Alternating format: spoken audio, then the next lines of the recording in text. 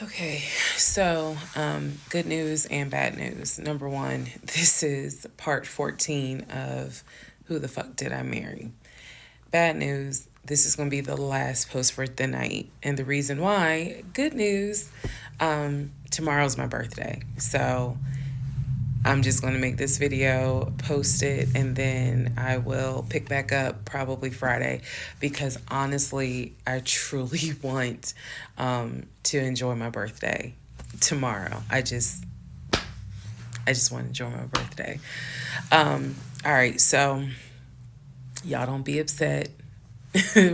Just if anything, watch parts 1 through 14, then we'll be ready for part 15. So the house fell through in October 2020. And what I told him was, I said, I don't want to look at another house. I don't want to talk about cars. I want to get through the holidays because it was going to be a holiday season where I could not celebrate my family because of COVID. So I said, I just want to get through the holidays. I want to get through the end of the year. And we'll revisit stuff in January. I was very calm when I said it. No argument, nothing like that. And he said he understood. A lot of what fueled me staying in this situation really was the fact that number one, I didn't want to be alone. Number two, I didn't want to look stupid by having the relationship end so quickly for everyone to be like, we told you something was up. And number three, I was ready to get married. And that, what ready to get married fueled a lot of stuff. And again, I was still making my audio diaries. So listening back to it, I knew something was wrong. I admit that. I knew something was wrong. But what I thought it was, truthfully, was like, why does it seem like there's always something? Like, why can't we just go ahead and get the house? Why is it always something? Why can't I just get the BMW? It still didn't dawn on me how deep this something went. And for the people who keep asking, I'm going in order of events. So yes, there will be a video where I explain how everything came out and what came out, what was true, what was not true. It's coming. I'm just getting all of this out in order. So I told him I didn't want to look at a house no more. I don't want to talk about houses. Do not mention the word Zillow. Do not mention the word realtor. Nothing.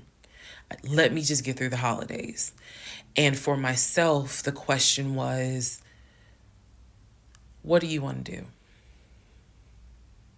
You want to stay with him? Or do you want to cut your losses? And the part that kept me constantly second guessing myself was, what if he's not lying? What if he's not lying?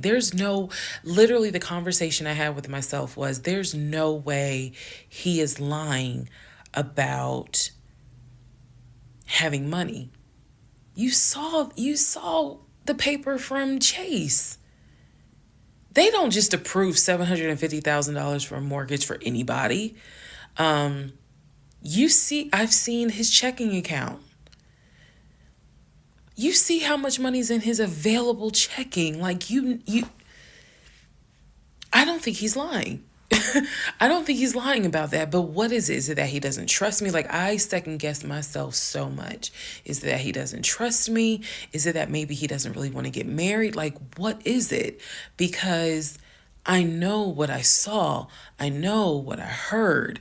I know that he's having conversations about move the money from this account to that account.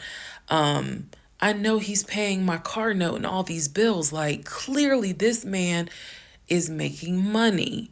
I know that I saw the letter from HR that states his new salary is 200 and something thousand. And I remember thinking, like, God, what, like, what am I missing? I'm missing something. But what is it? Because I know what I've seen. I know what I have touched. I have physically touched these papers. Like, I know how to read. So what is it that I am missing? He's close to his family. He talks to them all the time.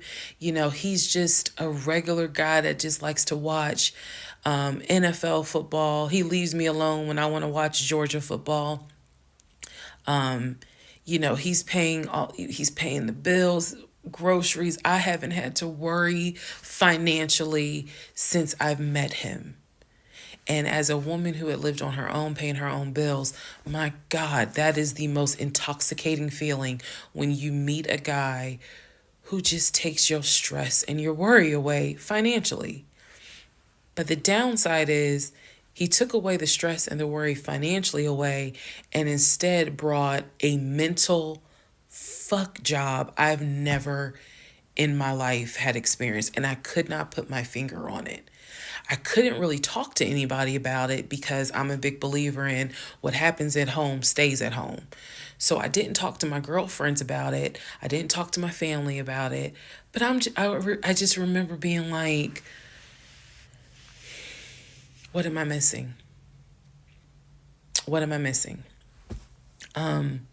So we did not talk about houses. We did not look at cars. We didn't do any of that for November, December. And he came to me like around Thanksgiving, and what I thought was a very open, loving conversation. And in that conversation, he was like, okay, I know I have fucked up. I know that things are not feeling too strong right now. He was like, I want us to get married. I want a home. I will show you whatever you need to see to put you at ease. He was very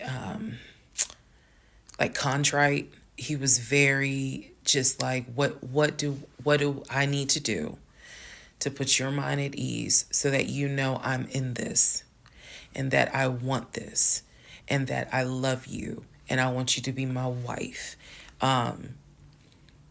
So I was like, show me your accounts. He showed me his checking. He showed me one of his savings. He showed me a Chase savings. He did not show me the offshore. And he did not show me the US Bank. So he showed me those two accounts, checking and Chase savings. So I knew that there was money. What I saw in those accounts, there was money. I told him, I was like, if we're going to buy a house, I want it to be through the mortgage on Chase. I don't want to deal with this proof of funds shit no more. I said, I do not want to look at another house until the beginning of the new year. He said, okay. That is when we then had a conversation. So I guess I lied because we are going to have a part 15 or 16 tonight. But that is when we then had the discussion about marriage. And that is where religion came into play. Yeah, I'll give y'all the other part tonight. Stand by.